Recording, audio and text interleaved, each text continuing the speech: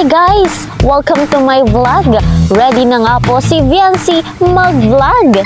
Exciting ito mga kalingap. Inaabangan na nga po ito ng lahat. Bago po natin tuluyang panoorin at pag-usapan, isa munang magandang araw at gabi sa inyong lahat saan mang sulok ng mundo.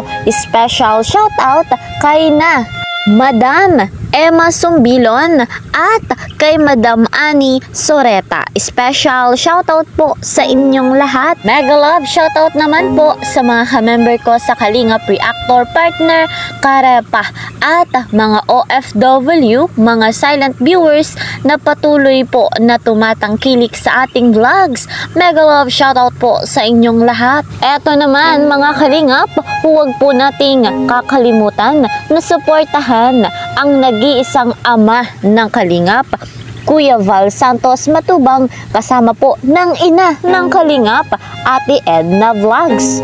Patuloy din nating tangkilikin si Kalingap Rob, kasama po ng kanyang may bahay, Madam Jackie Tapia. Sa sobra pong dami ng kanilang natulungan, ang tangi kong ganti ay patuloy kong irekomenda sa inyong lahat. Suportahan at tangkilikin natin yung kanilang vlogs para mas marami pang malingap na bigyan ng financial assistance, scholarship at pabahay. Ako naman na inyong lingkod, Kalingap Kel, ay patuloy na naglalambing at humihingi po ng suporta sa bago pa nga po sa aking munting channel. Please po subscribe, like and share my videos at para lagi po kayong updated, huwag na huwag niyong kakalimutan. Click the notification bell. So, eto guys, talagang si Viancy inaabangan na nga po ng lahat. Excited tayong lahat dahil kumpirmado na pinayagan na nga po ni Kalingap Rob na mag-vlog si Viancy. Bagay na bagay po mga kalingap kay Viancy ang maging isang vlogger. Panoorin natin ito.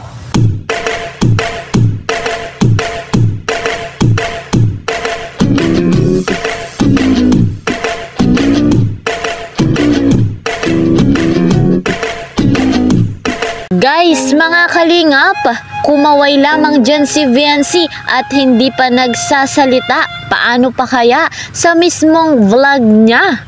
Nakaka-attract naman talaga ang kagandahan ng batang ito. Tiyak tayo na agad-agad click the notification bell ang gagawin natin sa YouTube channel ni Viancy.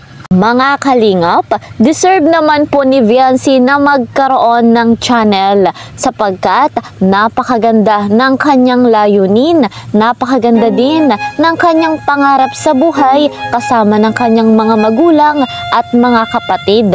Narito nga po yung kanyang goal. Kasama rin ng videong ito na ating mapapanood ay yung pinayagan na nga ni Kalingap Rob na mag-vlog si Viancy. Credit to the owner of this video, no other than Kalingap Rob. So ayan Viancy, bilang panganay Viancy, ano yung gusto mo marating para sa iyo at para sa iyong pamilya? Ano yung goal mo ngayon? Makatapos po syempre po yan ng college para makahanap po ng magandang trabaho para yung mga kapatid ko po matulungan ko din po mapag-aral. Grabe. So maliban sa syempre na makapagtrabaho ka, di ba? Mayroong sumagi rin ba sa isip mo na yun na maging talagang isang ganap na kalingap na minsan makapag-vlog din, minsan ba naisip mo rin yun na isang, pero syempre kumbaga maging siya, nasa option mo rin, naisip mo rin na tumulong sa ibang tao, gano'n.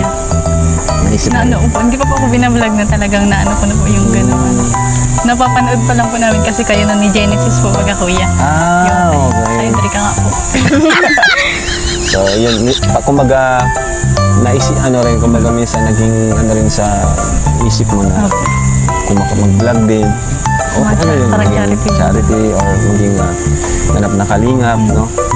Kasi ka na rin pamilya ka, part ka na ng kalingap. Thank you kuya. Ka na ng kalingap, diba? Lahat kayo. Kaya yun, siguro sa mga susunod, no?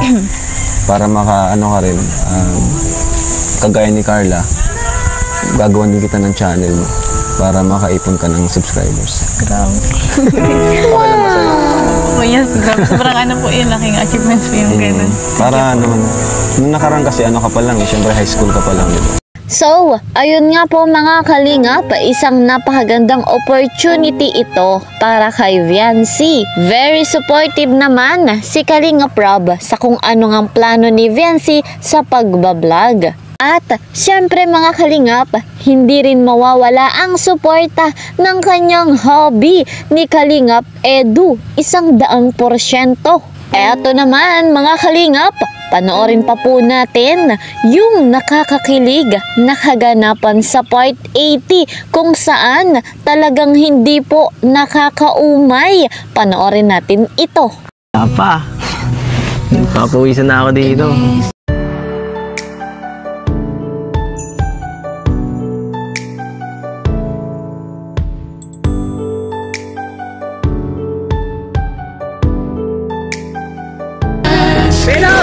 Okay na po tayo.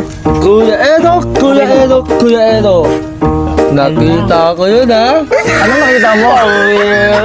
Grabe ka, Kuya Edo. Ano?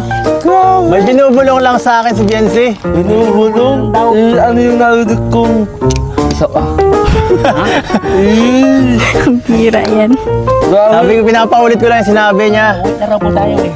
Alam mo kay Ato, paano ko talaga nangyayari ditong... Pambira. Kuya Arjun, ha? Kaya ka na nga ba Sinasabi eh. mo dyan. Ginakayo mo na si Kajohan. Wala ang tiwala sa Kajohan. Grabe ko. Ang taas-taas ang tiwala ko sa'yo, tapos... Rawat, steady lang. Oo. Sabi ni Kuya, uwi na rin eh. Tayo na, mauwi na agad? Oo, mauwi na. Nako.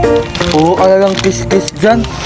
Ayan nga mga kalingap, nabitin tayo. Hindi man nakakaumay, pero nakakabitin dahil nila Arjun. Pero guys, masayang masaya tayo. Kilig na kilig sa part 80 ng EDC.